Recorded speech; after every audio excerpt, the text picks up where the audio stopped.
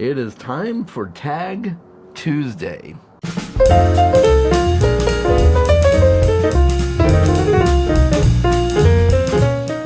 Hey Book Dragons, good to see you.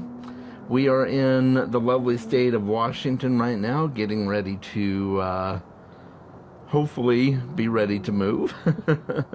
And I'm joined by my lovely partner Kara here. You've seen her before. Hello. Yeah. And you get to look at her face now instead of my face that you normally get to see. And we've got a tag here. I saw the Bookish Elements Tag on BookBuds. They recently did this tag. I saw it on their channel, and I thought this would be lovely to do with Kara.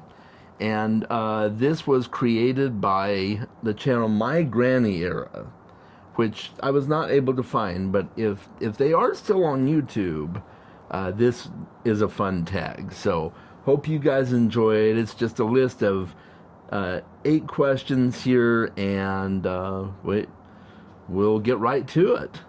So the first one on this questionnaire, my love, is how do you feel about foreshadowing or dropped hints in books? It really depends on how it's handled. Mm-hmm. Sometimes it's a bit too heavy, and you're just like, well, obviously this is what's going to happen now, and you've spoiled everything. Yeah. Right? But I do like a little Easter egg here and there of like, ooh, that's going to come back later. Right? Yeah. That's kind of fun. Yeah, I'm that way too, really. A little bit of wetting your taste buds for what's happening or what's going to happen is good. Robin Hobb does this really well. She's really good at foreshadowing. Too good. But it's neat because, like, as you go in through the books, you get to see things that pop up and you're like, oh, I remember she talked about that before. Mm-hmm. So she's really good at it. So I think it all depends, in how an author does it. So you're right there. All right, prompt number 2. Bookmarks. What do you use? And how do you feel about bending the corner down? Sacrilege. Yes. Yes. I'm very pro bookmark. I have a large bookmark collection. Yeah. More than I could ever possibly use. Yeah. But I like them. Yeah. Yeah, I like bookmarks too. Like, will you pretty much use anything as a bookmark? I know I will. In a pinch, yes. In a pinch. In a pinch. Yeah. I've been known to use Fortunes from Fortune Cookies as bookmarks. I can see this. A clean napkin, receipts, right. Sometimes you got to use what's at hand. Yeah. Mm-hmm.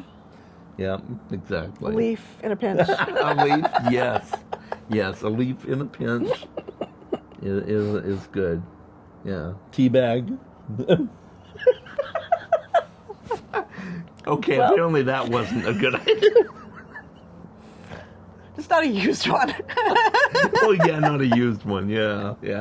I mean, a new one might make the book smell good. I mean, maybe.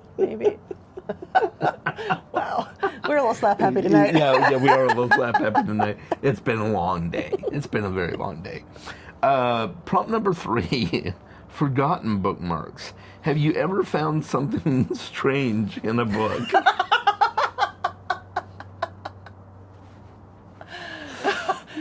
Now I want stories. Yeah, right? Yeah, me too, yeah. Strange in a book. Yeah.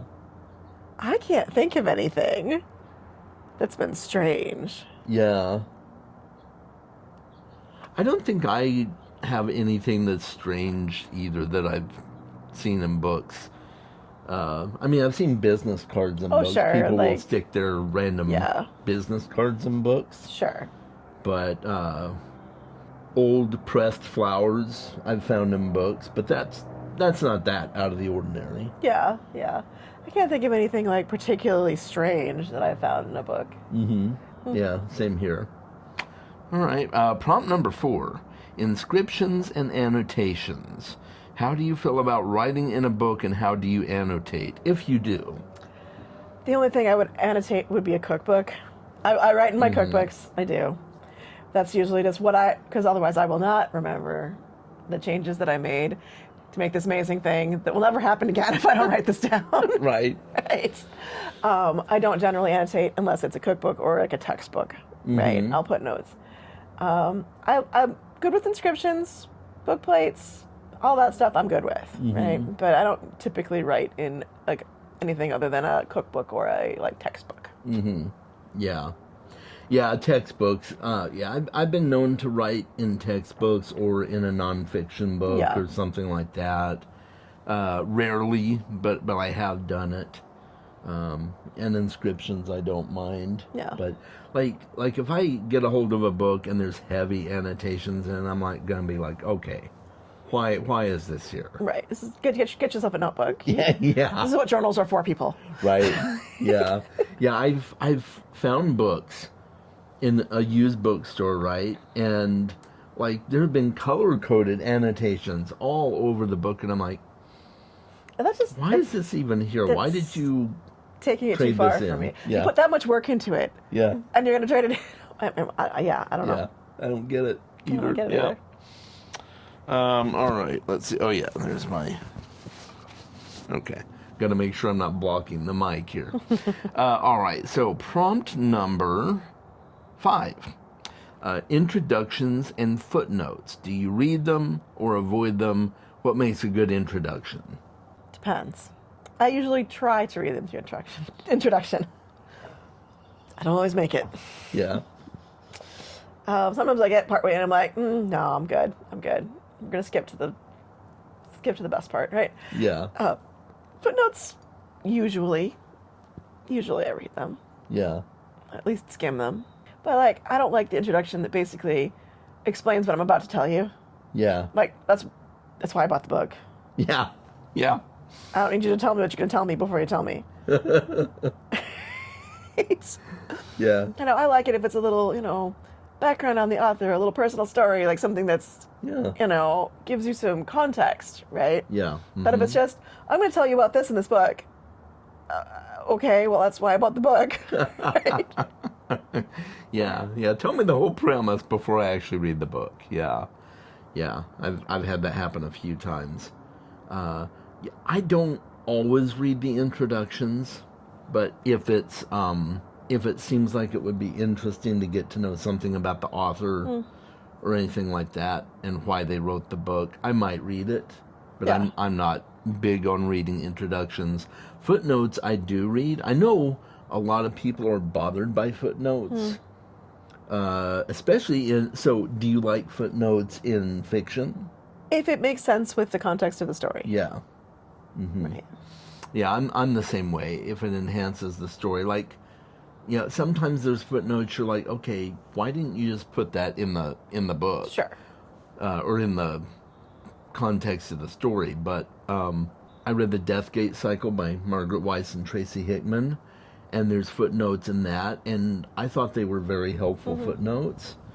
And Jonathan Strange and Mr. Norrell, some of those footnotes are worth reading just for a good laugh. Right. Because they add so much comedy to that story. So I think it was worth it. Yeah. So it really depends on the book, I guess. Yeah. So what in your mind makes a good introduction? Something that gives me some additional context or connection to the author. Right. Or if it's funny, that's good too. Yeah. always down for a good laugh. Yeah. Same here. Yeah. If it adds something to my experience, for sure. Yeah. But I usually don't read it to find out. So to find out if it actually aids the story. So yeah. Prompt number 6: accessories. Do you use bookish accessories like a clip on reading light, book sleeve, annotation materials, bookstand? I'll do flip on book light, sure. Book sleeves. I've actually come to really enjoy book sleeves if I'm reading physical media, because I always am really paranoid about putting my books in a bag or whatever and or carrying it around. I'm like, I don't want my books to get messed up. Yeah, right. So I have come to very much be a book sleeve person. Cool. I'm not really an annotator unless I'm reading nonfiction, right? Then, okay, my trusty highlighter, right? and a notebook, right? Yeah. But, that's kind of where my, bookish accessories. I do sometimes use a stand if it's something heavy, right? Like one of those lap pillows, right? Yeah. Because like holding a big old chonker of a hardcover for hours at a time can get hard on the hands. Yeah, that's a lot. It really is. Yeah. Yeah, I don't do a whole lot of bookish accessories, but that's partly because I mostly read ebooks, so I have my e-reader and it has a cover and it has a stand built into the cover. But, I've been known to use a clip-on book light at times or, or a notebook possibly. I'm a fan of a good accessory in general. Yeah. Yeah, if it makes sense, if it enhances the experience. Sure. Yeah. Yep, absolutely. All right, so art and illustrations. How do cover art and illustrations affect your reading experience? I'm a fan, right? I like the art and illustrations. I like getting an idea of what the author's picture is of this character. Because, we have our own picture of what this character looks like. Yeah. But it's always interesting to see what, they envisioned and how it was put in and how the artist envisioned it. Yeah. So I think that's cool. I think it enriches the experience. Yeah. Yeah. Yeah. Have you ever been shocked at how different an author's version of a character is I'm versus sure. your own? I'm trying to think. I can't think of an example right now, but I know I've looked at something and go, oh, that's not really how I pictured that, right? Yeah. Yeah. Yeah, I've had that experience too, and I can't think of one right offhand, but how the author saw the character, I'm like, Oh, I guess a good one is Dungeon Crawler Carl, because I always had this vibe of Carl as like Duke Nukem with a cat.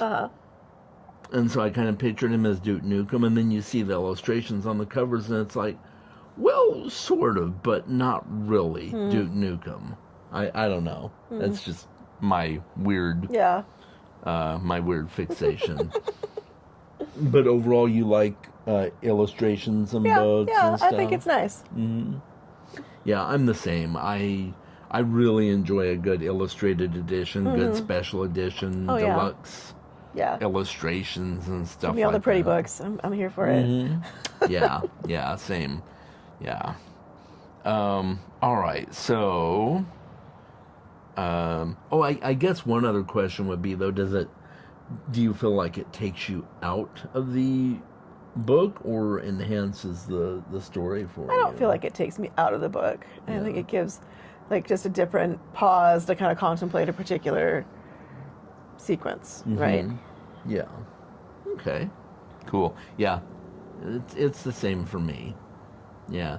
In fact, it helps me.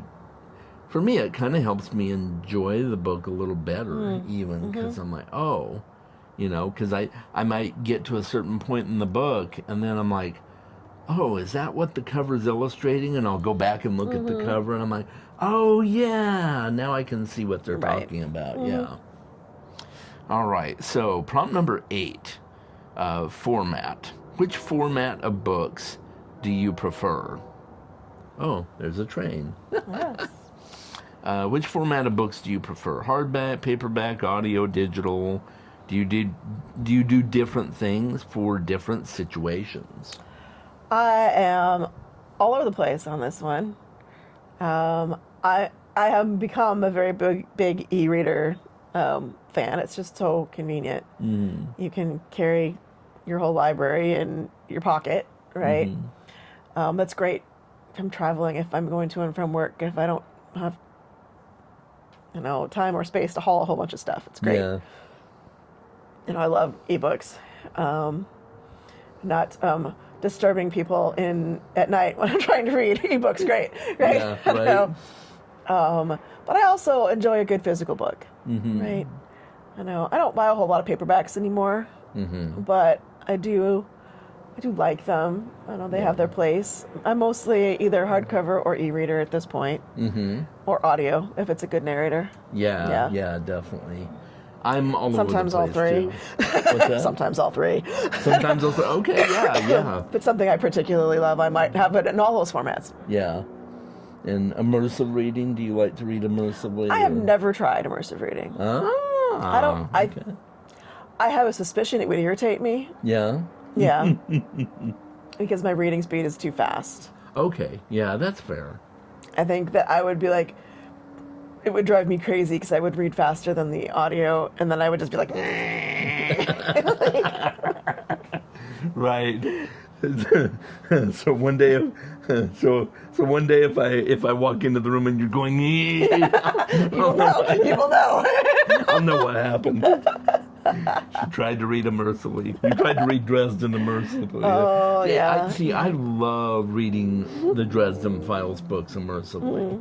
That's an especially great experience for me. But I can see why it would be hard to keep track. Yeah. I feel like I couldn't sync well enough to do that. Yeah. But maybe I'll try it sometime and let you know. Yeah. But if you hear the growls coming from my room, maybe just back away. Right. Exactly. I'll keep that in mind. For me, I like hardcovers for sure. I'm kind of all over the place too. Just so you guys are aware. I like all different formats. Sometimes I have all the formats for certain books.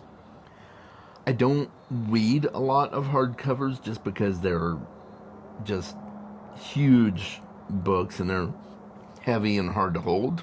But I do like the experience of reading a hardcover. But I usually buy hardcovers of books that I really, really love. And I know I want to own the book, and so I buy the hardcover and keep it on my shelf because it looks pretty on my shelf and it's one of my favorite books. But I don't very often read my hardcovers. Unless it's a smaller hardcover, I will read one of those. So it just depends. But, paperbacks, I really love mass market paperbacks. Yeah. But the print is small and those are being phased out anyway. Trade paperbacks are okay, but yeah, I tend to gravitate most of the time toward ebooks and audiobooks. Audiobooks is relatively new for me. I've surprised myself at how much I like audiobooks. So, yeah. But yeah, it has to be a good narrator, or I Yeah, can't do it. Yeah, the wrong narrator will just ruin the whole experience. Yeah, absolutely. Yeah. Well, I think that is all the questions. And so it says to tag some people. So I'm going to tag Anna Marie over at Distilled Reads. I'm going to tag Jake, the bookish drummer. And I'm going to tag John and Jacob over at Talking Story. I don't know if they're going to do this tag, but hey, you guys are tagged. And this has been fun. Yes. Thank you for doing this with me, very my welcome. love. And let me know in the comments some of your answers to this tag. Let me know if you enjoyed seeing Kara on here, if you'd like to see her join me more for certain videos. I know I've enjoyed it immensely. And thanks for tuning in. I hope you guys read more books, and I'll talk to you soon.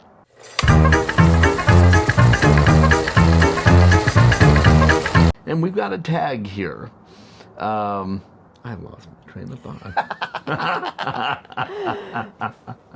Brain squirrels have run off with the thought train. Right. And we've got a tag here. I originally saw the BookTube out.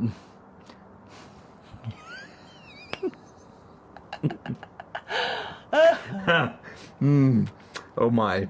And we've got.